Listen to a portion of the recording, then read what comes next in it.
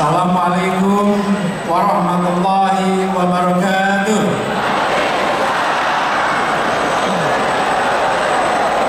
Selamat siang, salam sejahtera untuk semuanya. Selamat datang seluruh relawan dari seluruh tanah air. Boleh tepuk tangan buat semua yang ada di sini.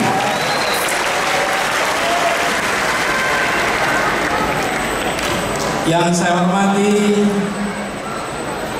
seluruh jajaran pimpinan pengurus Amanat Indonesia, khususnya ketuanya Bung Sahrin Hamid. Tepuk tangan untuk seluruh jajaran Amanat Indonesia. Yang saya hormati, hadir bersama kita Ketua Umum Partai Demokrat, Mas Ahaye. Tepuk tangan Mas Ahaye.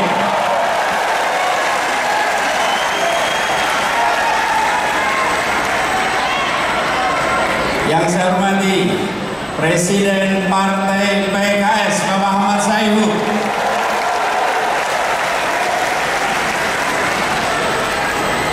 dan juga Wakil Ketua Umum Partai Nasdem Bapak Ahmad Ali.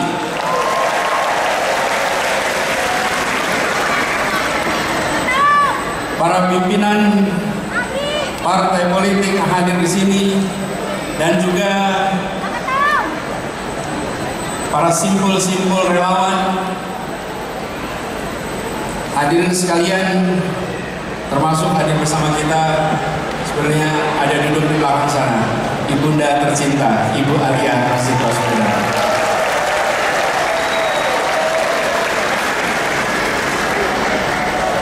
Alhamdulillah, senang sekali pada hari ini bisa berjumpa dengan teman-teman semua.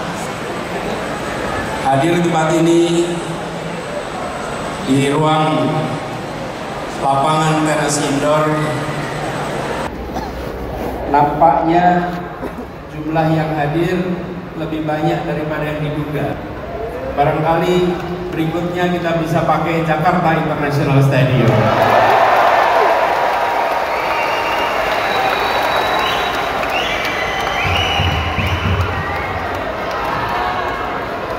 Soalnya belum dipakai ya. Ini relawan yang hadir, saya lihat dari banyak tempat. Mana yang paling jauh dari sini? Dari mana? Medan. Mana lagi? Banten. Rawabebek.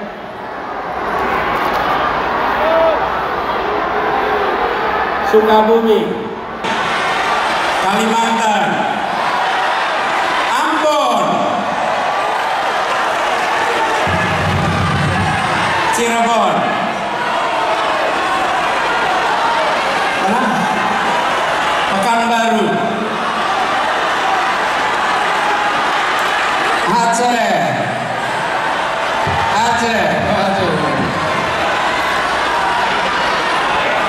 Alhamdulillah, kita berkumpul dari berbagai tempat. Karena itu izinkan kepada semua, saya memulai dengan menyampaikan ucapan selamat Idul Fitri mumpung kita masih di bulan Syawal. Minal aidin wal faizin, taqabbalallahu minna wa minkum. Mohon maaf lahir dan batin.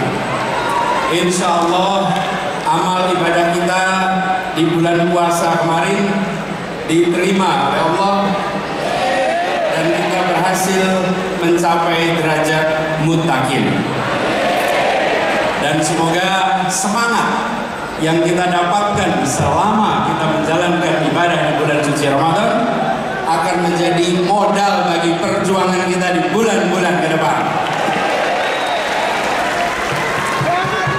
Saudara-saudara sekalian, Bapak Ibu yang saya hormati,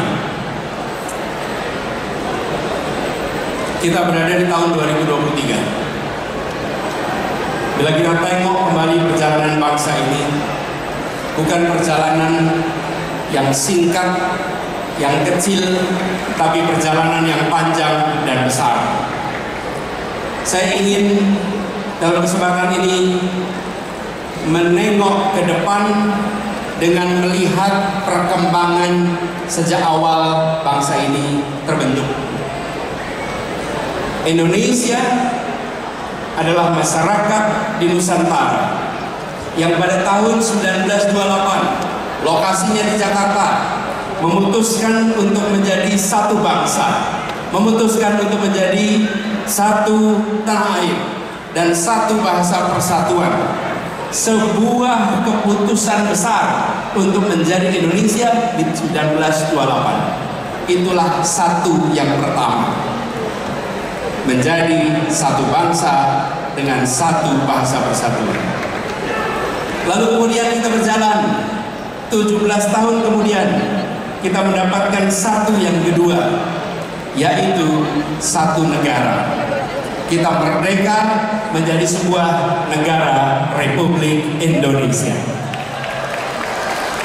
Ini adalah satu yang kedua. Dan pada saat Republik ini berdiri, para pendiri Republik bukan hanya menyusun cita-cita. Semua rakyat berjuang untuk apa?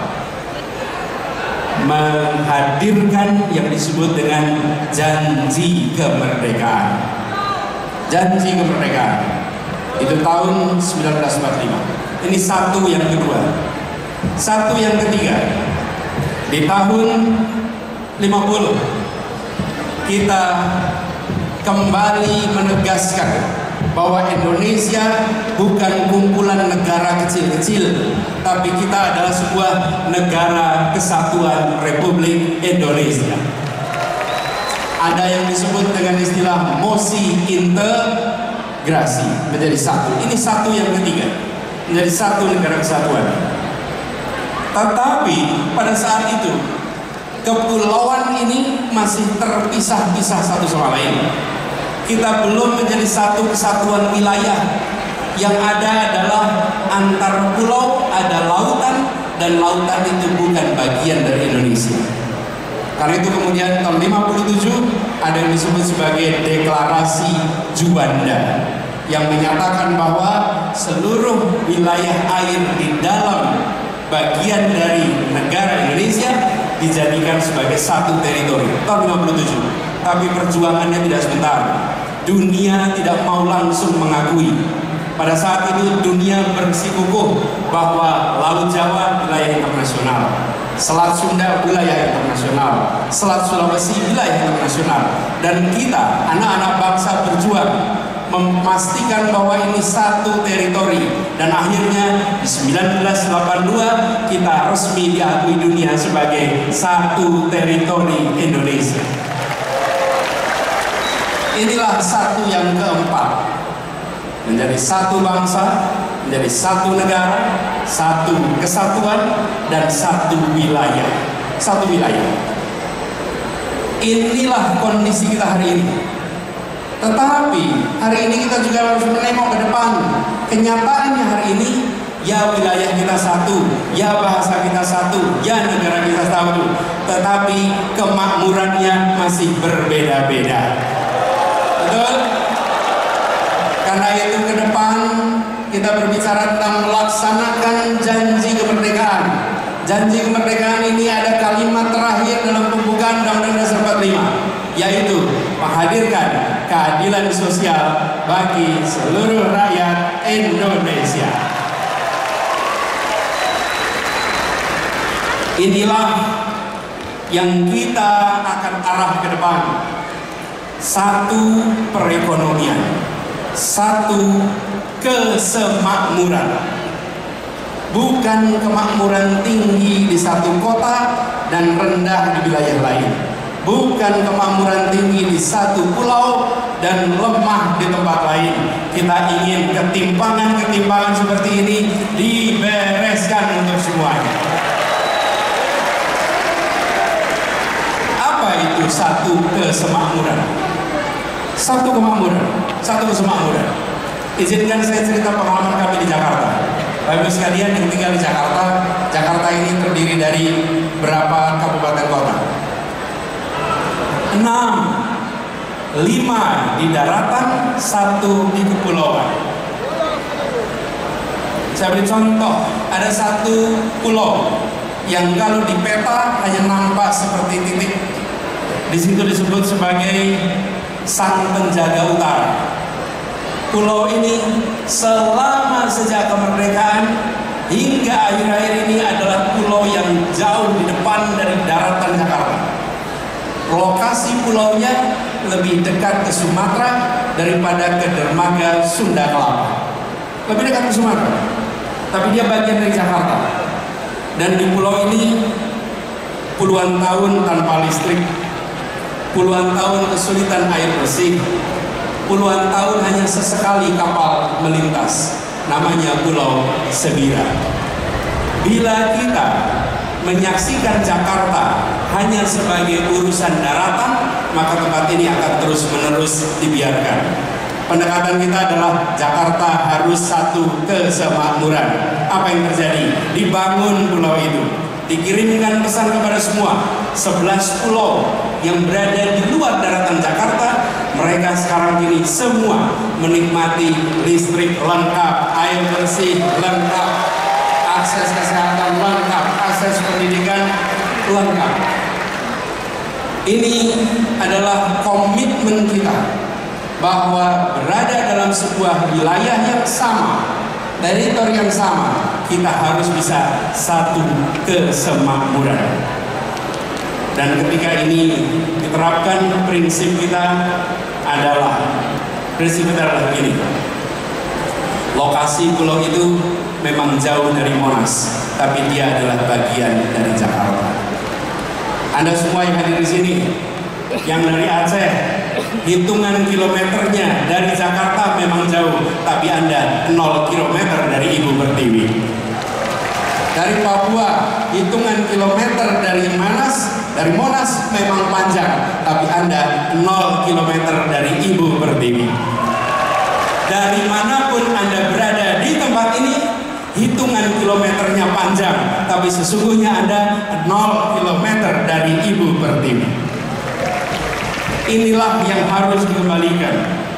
Inilah yang harus menjadi pegangan kita, bahwa republik ini tidak didirikan dengan perhitungan ongkos, untung dan rugi.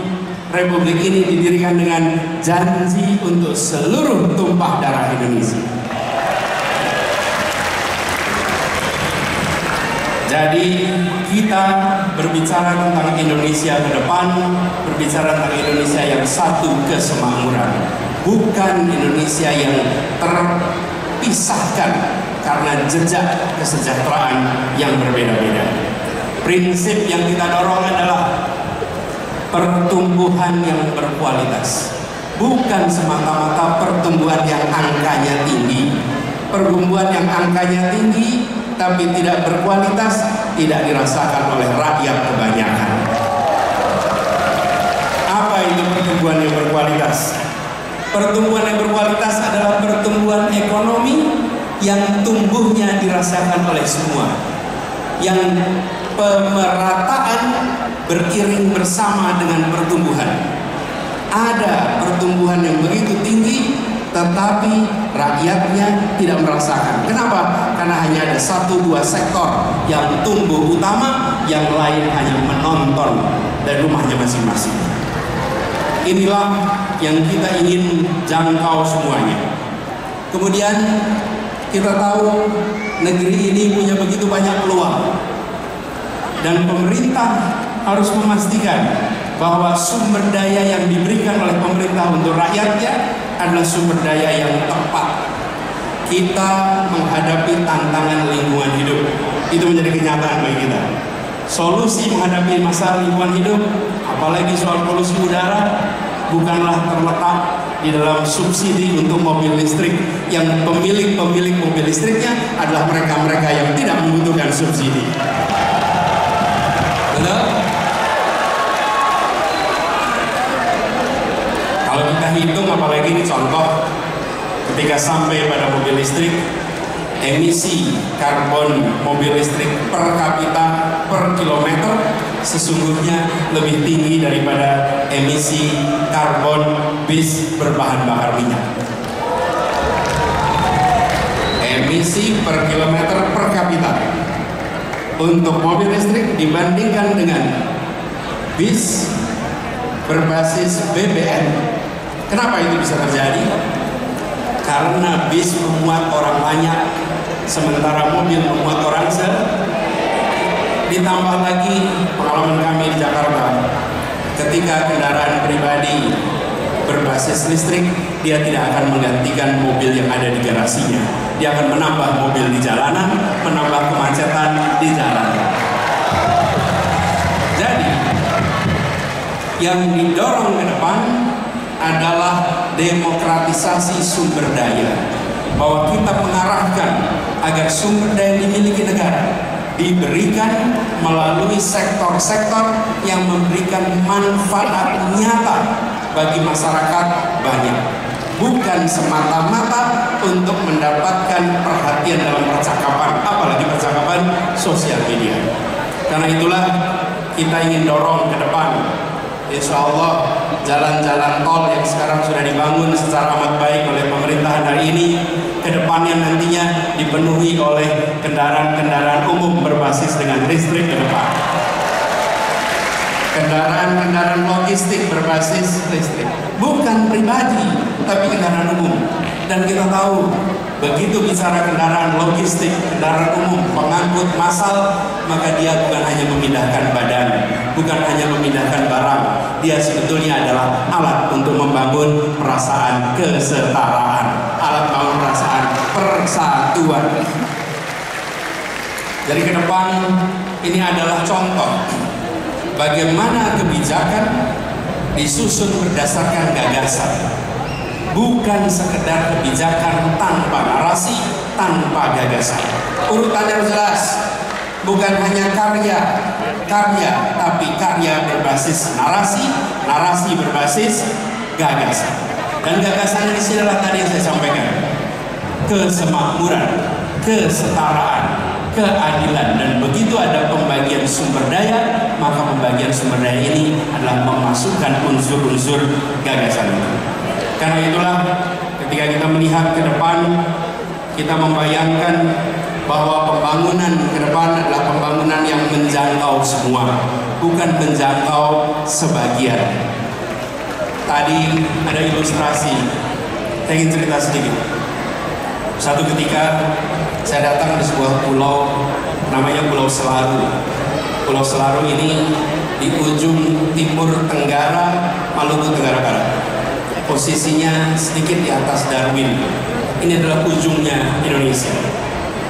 Saya datang ke pulau itu, lalu mereka memulai acara dengan berkumpul kira-kira 100 orang. Di tempat itu belum ada listrik. Lalu mereka menyiapkan diesel untuk sound system. Dieselnya ditaruh kira-kira 20-30 meter dari lokasi acara supaya ramainya diesel tidak terdengar kita. Di tempat itu acara mau dimulai. Lalu yang memimpin acara bilang, saudara-saudara semua, mari kita berdiri menyanyikan Indonesia Raya. Hati saya bergetar. Di sebuah tanah yang listriknya belum masuk, mereka memulai acara dengan menyatakan kami mencintai Republik ini, walaupun Republik ini belum menunaikan janjinya di tempat ini. Mereka belum merasakan kesejahteraan fasilitas seperti kita.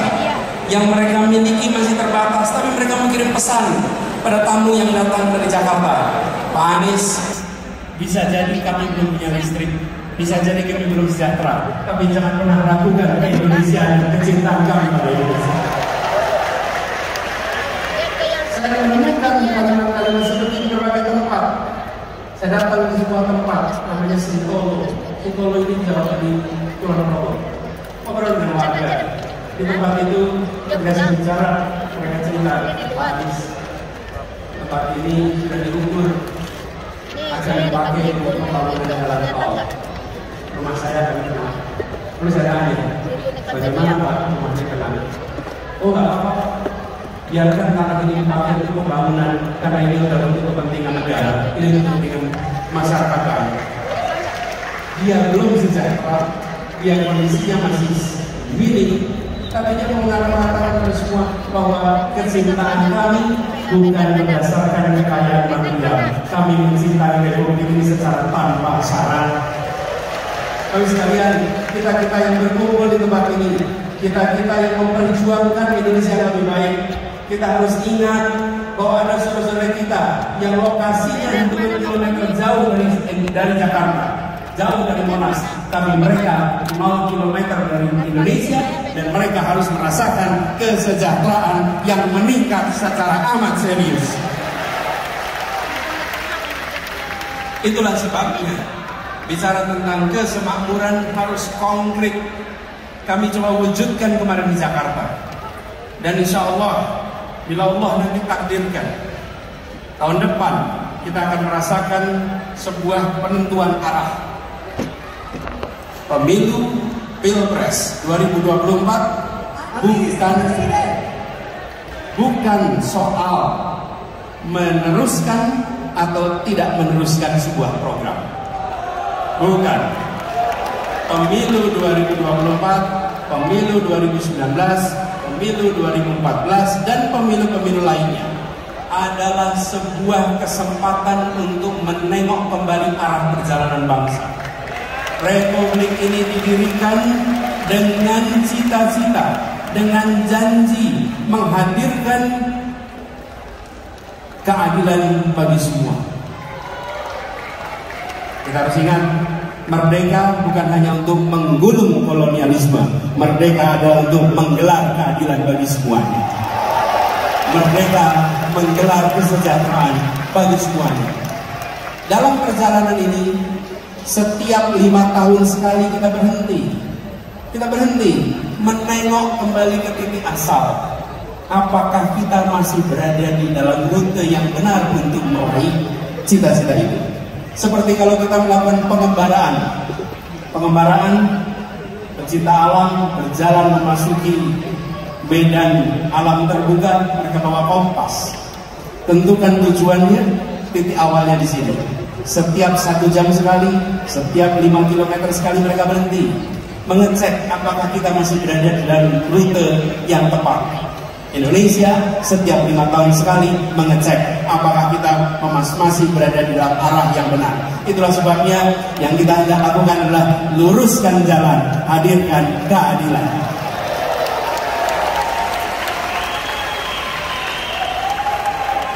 Teman-teman semua, para relawan dan semua simpatisan pendukung yang saya hormati, saya berkali-kali mengatakan bahwa relawan itu adalah pribadi-pribadi mulia. Relawan tidak dibayar bukan karena tak bernilai, tapi karena tak ternilai harganya. Perjuangan ke depan kita ingin meluruskan jalan, dan meluruskan jalan ini kita berhadapan dengan sebuah kompetisi gagasan, kompetisi rencana, kompetisi rekam jejak. Dan dalam kompetisi ini kita akan berhadapan dengan lawan yang memiliki sumber daya yang luar biasa besar, lawan yang memiliki kekuatan yang sangat besar, lawan yang bisa mendominasi. Tapi kita yakin, niat baik bersama orang baik, tujuan baik, insya Allah bukakan pintu-pintu untuk keberhasilan.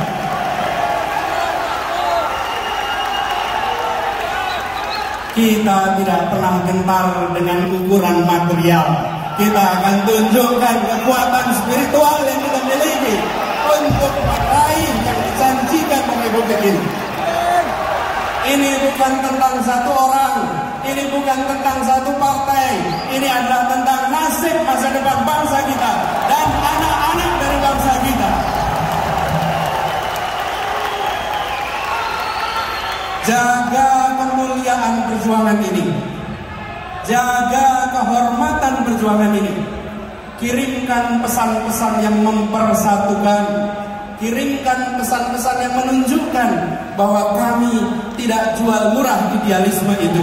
Kami junjung tinggi idealisme itu. Tunjukkan bahwa kita punya rekam jejak yang baik. punya rekam gagasan yang baik, punya rekam karya yang baik. Karena kita punya itu semua, kita tidak perlu berbohong. Kita tunjukkan kenyataan. Bila rekam jejak kita bermasalah, bila rekam gagasan kita bermasalah, bila rekam karya bermasalah, baru di situ ada kebohongan-kebohongan. Benar? Karena itu kalau kita menyaksikan ada kebohongan di produksi, sebenarnya itu adalah cerminan rasa tidak percaya diri atas yang dimiliki.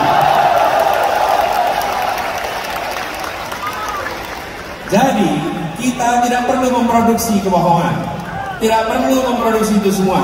Tunjukkan kenyataan dan biarkan kenyataan memenangkan pertarungan gagasan, memenangkan pertarungan rekam jejak, memenangkan pertarungan karya.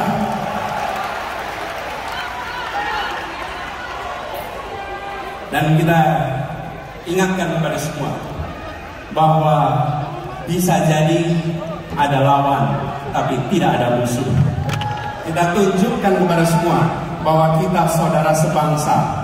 Ya, kita berlawanan gagasan, ya, kita berlawanan rekam jejak, tapi kita bukan musuh. Musuh saling menghabisi, lawan saling menguatkan. Lawan debat adalah teman berpikir. Lawan badminton adalah teman olahraga. Lawan voli adalah teman olahraga. Lawan di dalam proses pilpres, lawan di dalam pemilu, mereka adalah teman dalam demokrasi. Dan kita kirimkan pesan kepada semua, ini demokrasi modern.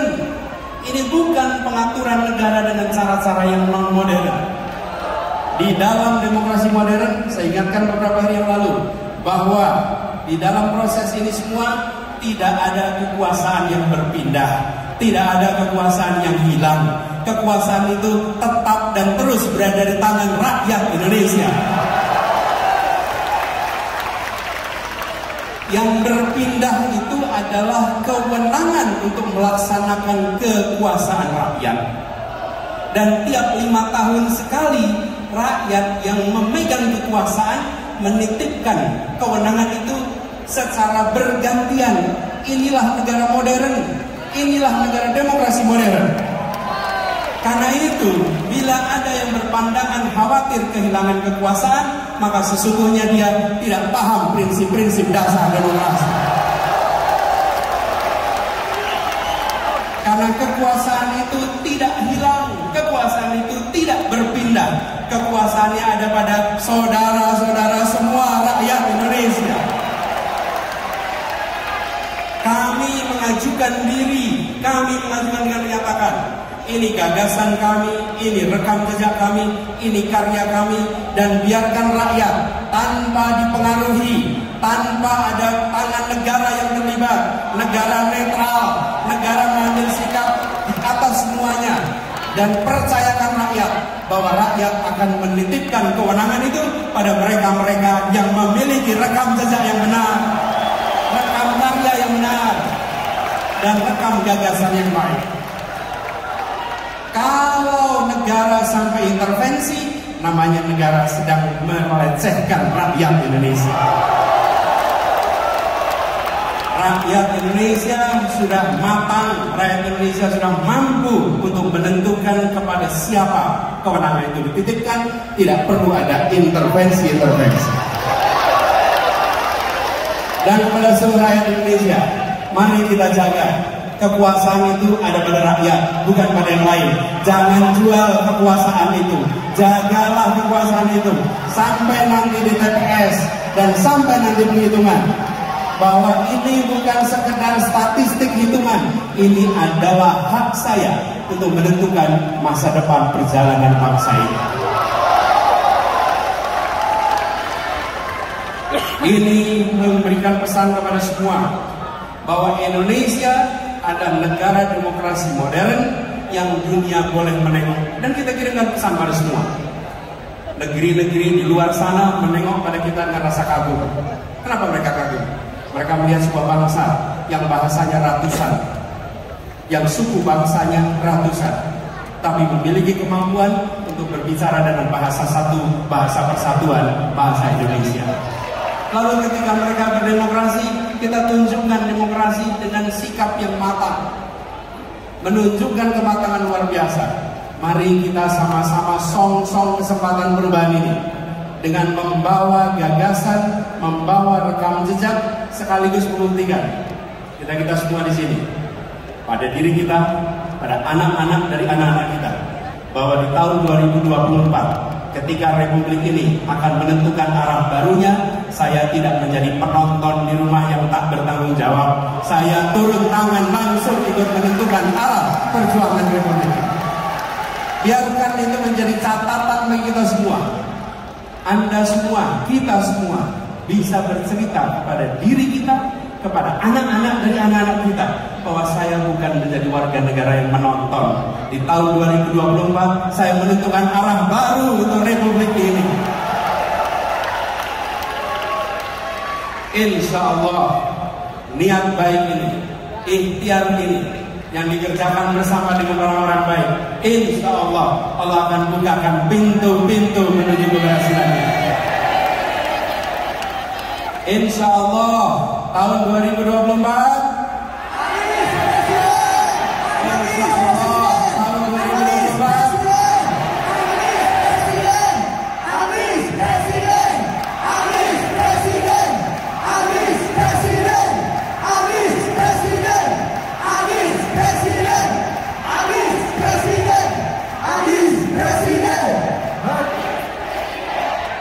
insya Allah di tahun 2024 kemenangan akan kita raih bersama.